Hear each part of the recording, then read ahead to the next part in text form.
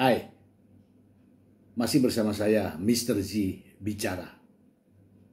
Tentu saja bicara tentang kebenaran berdasarkan fakta, data, dan realita. Baim Wong menggugat cerai Paula Verhoeven, istrinya, di Pengadilan Agama Jakarta Selatan. Bukan hanya itu saja, tapi disertai dengan menuntut hak asuh anak. Kira-kira ini teman-teman nih, adakah keduanya antara Baim Wong dan Paula Verhoeven memiliki peluang untuk rujuk?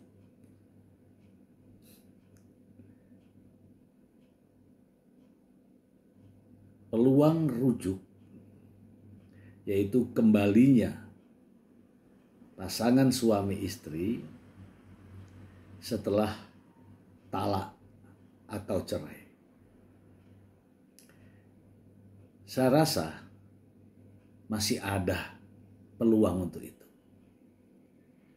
Sebelumnya, mari kita simak terlebih dahulu video berikut ini. Iya. Lagi di Ozon ya? Iya. Ini aku di Menteng. Di sana masih apa? Aku naik mobil sendiri, naik mobil apa namanya Jimmy, nyetir tadi. Oh, Kak ya. Aku masih kerja tadi ke Aming, kemana muter tadi aku. Mau kemana rencananya? Aku nggak apa-apa nyamperin hari Minggu nggak macet, harusnya nggak apa-apa aku nyetir. Jam berapa ya? Paling jam malam kali, jam 9 kali ya. Aku paling. Ya nanti kabarin aja aku Pak. Ya udah, oke, paling jam 9 kali ya, nanti mentok-mentoknya di mana kasih tahu ya. Atau enggak di rumah Raffi juga apa-apa ya.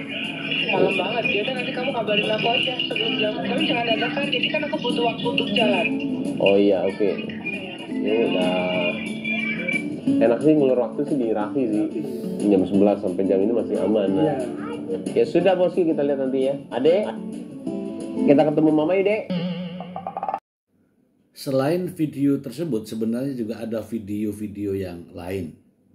Namun, saya mencoba flashback ke belakang ketika sidang perdana. Saat itu, hakim memberikan peluang kepada keduanya. Dalam proses mediasi bisa saja untuk terkait dengan rujuk, kemudian pembagian hak asuh anak, dan juga ada pernyataan hakim yang mengatakan terkait dengan hak atas harta bersama atau harta gonogini. Mari kita simak suasana ketika sidang kala itu. Kita fokus saja pada pernyataan dari Hakim Pengadilan Agama Jakarta Selatan berikut ini. Selanjutnya, oleh karena ya, mesti harus mediasi. Mediasi itu seorang juga boleh memilih. Ada daftar mediator di sini dari kalangan hakim, ini tidak berbayar, gratis.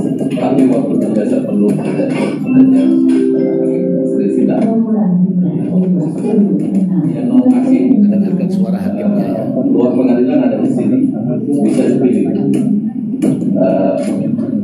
Terserah saja yang mana kita tuju sesuai dengan pilihannya. Nah, apa yang nanti mau hakim apa bukan hakim? Kalau hakim di sini ini listnya, kalau non hakim bisa.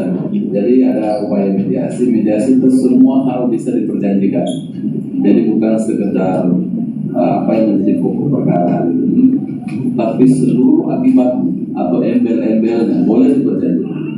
Karena tujuannya mediasi itu adalah mencapai kesepakatan atau solusi dalam. Tapi semua bisa di sini juga ada hak asuh anak.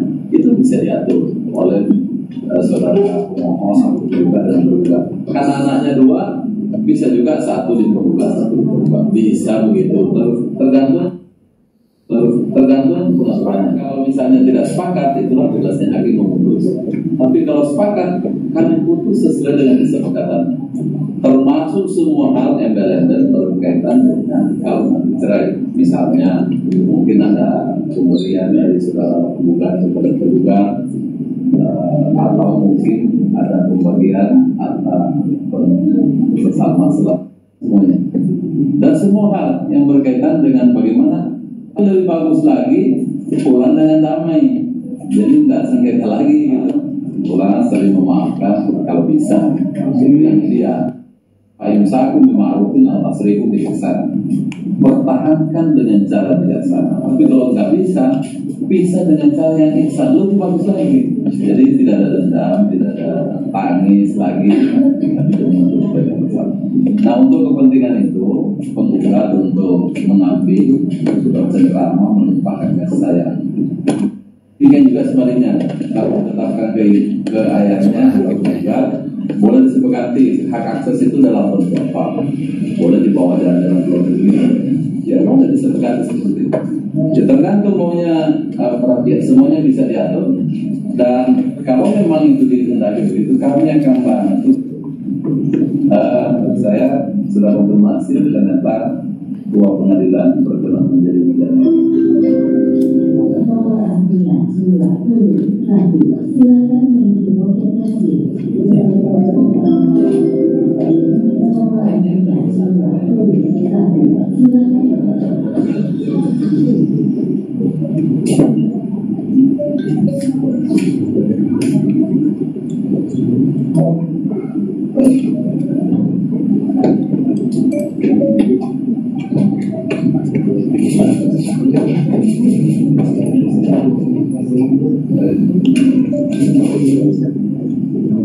Baik, saya kira untuk penjelasan cukup ya. Jadikan sisi kiri kan. Waktu untuk term pertama minta berapa lama? Waktunya. Tentang waktu menuliskan mulai hari ini dan beberapa hari ke depan.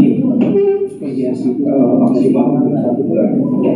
Boleh dibahas. Mudah-mudahan apa yang dibahas oleh mereka, ini saya tawarin dari mereka yang berbicara, yang membahas tentang yang mau membicarakan semuanya. Kalau nanti putusan akhirnya berkekuatan hukum tetap. Tapi kalau putusan pokok misalnya tidak jadi, ya juga itu sebagai asesor. Tetapi kalau seandainya disepakati dan putusan, katakanlah putusan definitif berkekuatan hukum tetap, maka hal-hal yang disepakati itu nggak boleh dibanding lagi. Ya, bagus kalau bisa. Ini sama mungkin. Saya kira cukup. Akunya karena nggak apa-apa seminggu ya. Kamu kan ditanya seminggu. Jadi kita benar seminggu ya.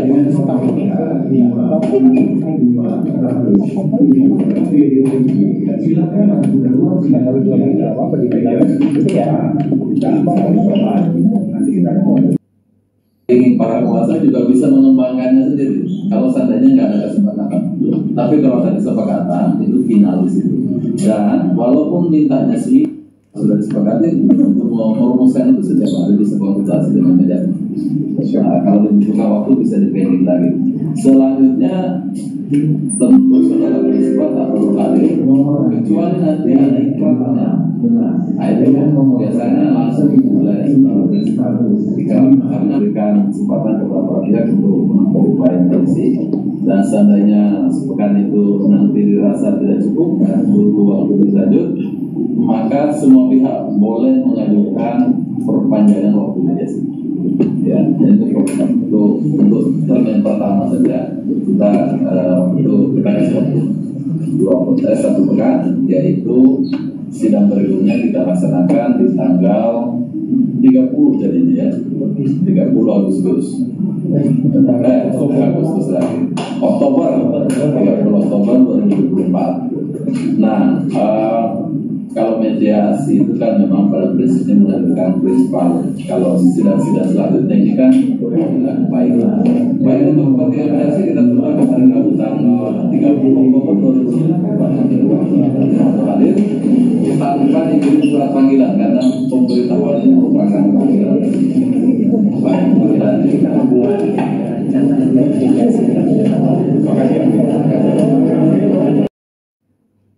jika melihat ya dari sidang perdana itu masih ada peluang untuk rujuk ya.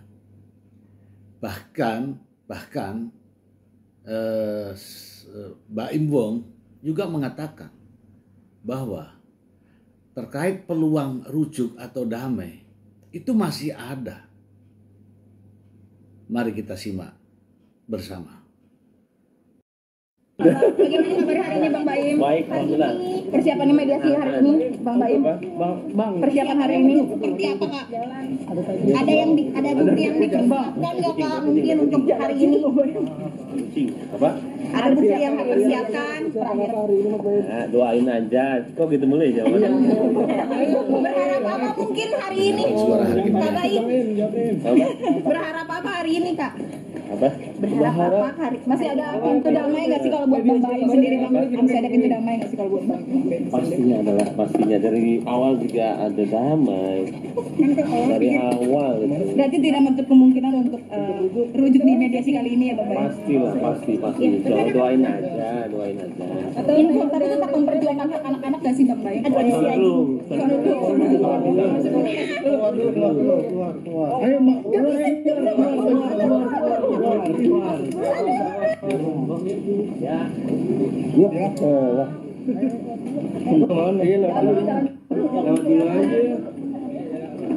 Judulnya bagus. Oh iya. Judulnya menyesatkan terus. Aku sedih loh. Bang Baim tapi masih tetap memperjuangkan hak anak-anak nggak sih untuk bersama ayahnya? Pokoknya yang terbaik aja buat keluarga, buat saya sama Paula. Ya keputusannya nanti. Berarti masih berharap untuk berdamai di mediasi terakhir ini Bang Baim? Pastinya dari awal itu maunya damai dari awal. Nggak mau kan? Yang diminta tambahan waktu yang diminta Kak Baim? Apa? Hari ini tambahan waktu yang diminta sama Kak Baim atau dari Kak Paula? Saya nggak enak. Dari saya nggak enak. Nah, namun sebelum itu teman-teman, saya ingin membacakan bagaimana peluang rujuk yang terbuka ini. Mari saya langsung bacakan untuk Anda.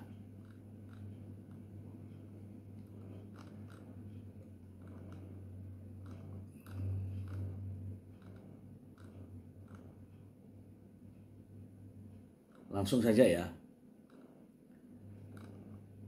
Istri digugat cerai di pengadilan agama. Meskipun semua pasangan suami istri pasti ingin agar hubungan pernikahan berlangsung selamanya, sayangnya tidak semua pasangan bisa mewujudkannya. Artinya, ada juga pasangan suami istri yang harus bercerai dan berpisah karena berbagai alasan. Meski demikian, ada juga kasus di mana pasangan menolak bercerai, di mana istri tidak mau atau menolak gugatan cerai yang dilayangkan oleh suami. Cerai talak dan cerai gugat.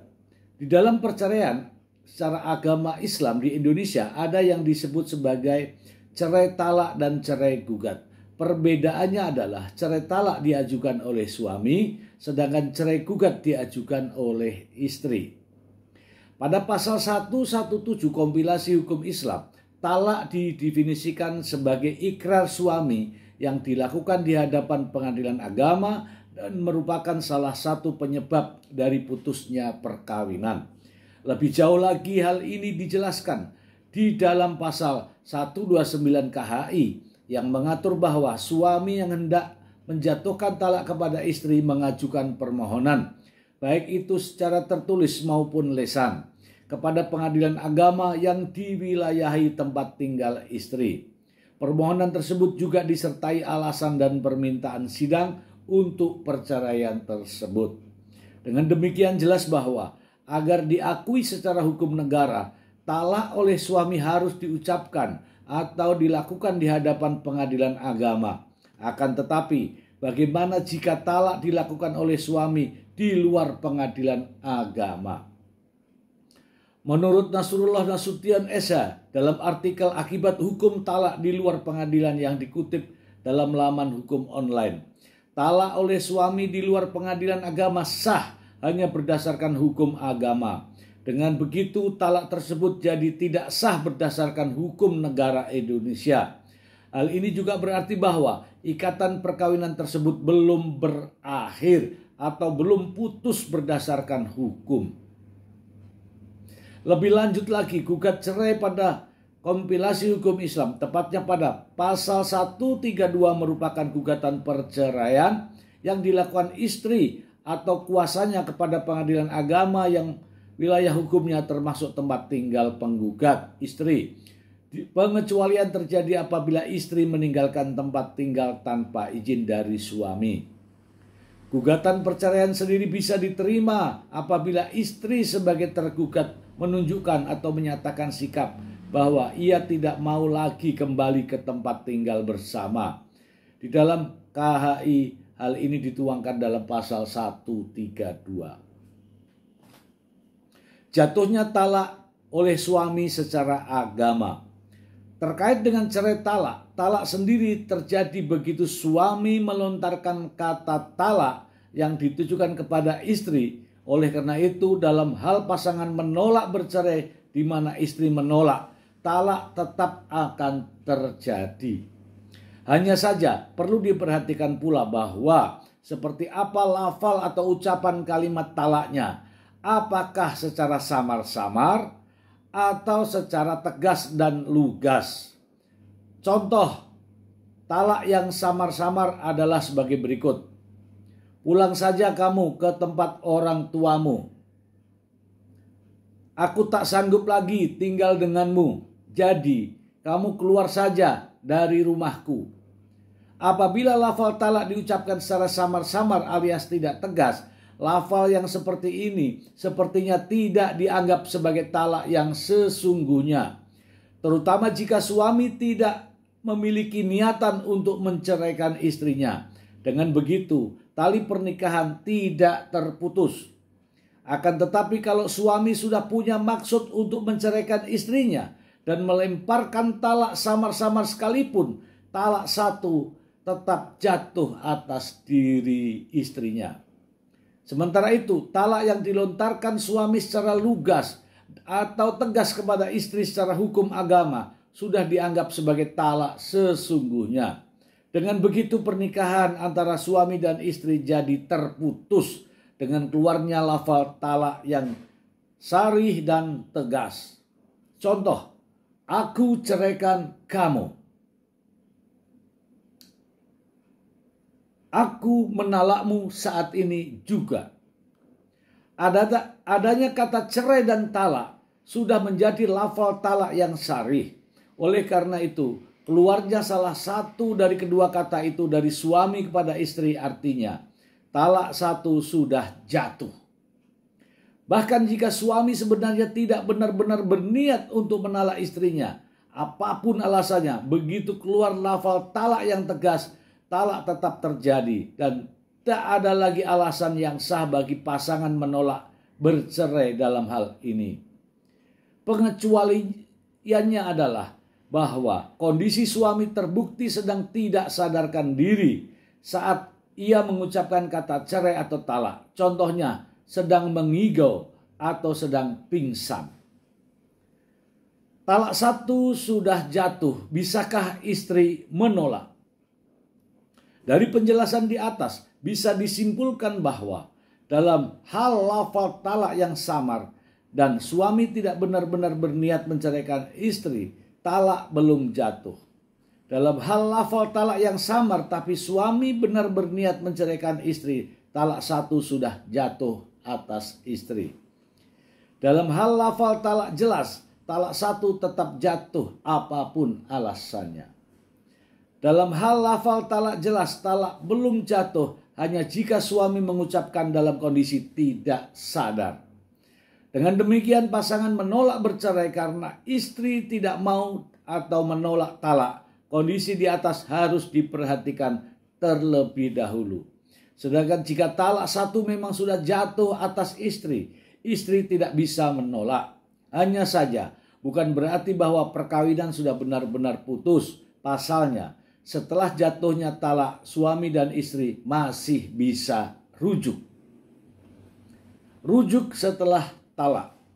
Ketika talak satu benar-benar sudah dijatuhkan atas istri, sang istri pun memasuki masa idah. Nah, selama masa idah ini, suami dan istri bisa rujuk kembali. Sedangkan lama masa idah untuk istri yang ditalak oleh suami adalah 3 kali masa suci dari haid. Sebagaimana di dalam firman Allah Subhanahu wa taala di dalam surat Al-Baqarah ayat 228 yang berarti wanita-wanita yang ditalak hendaklah menahan diri 3 kali kurung.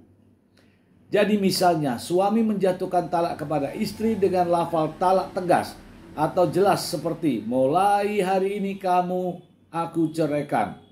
Meskipun talak sudah jatuh, sebenarnya istri masih memasuki masa idah yang berlangsung selama 3 kurung atau 3 kali masa suci dari haid.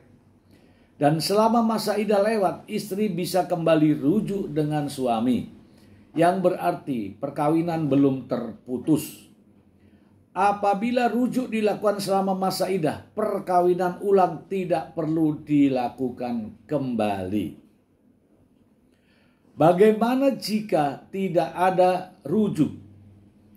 Akan tetapi apabila istri dan suami tidak rujuk selama masa idah, setelah talak 1 maupun talak 2, artinya perkawinan sudah putus. Apabila sudah suami baru berniat rujuk setelah lewat masa idah, lelaki harus kembali meminang wanita tersebut kepada wali, menikahi dengan mahar baru, serta melakukan ijab qabul baru sesuai dengan ketentuan Islam. Meskipun begitu, rujuk tidak bisa dilakukan apabila wanita sudah mengakhiri masa idah dan menikah dengan laki-laki lain.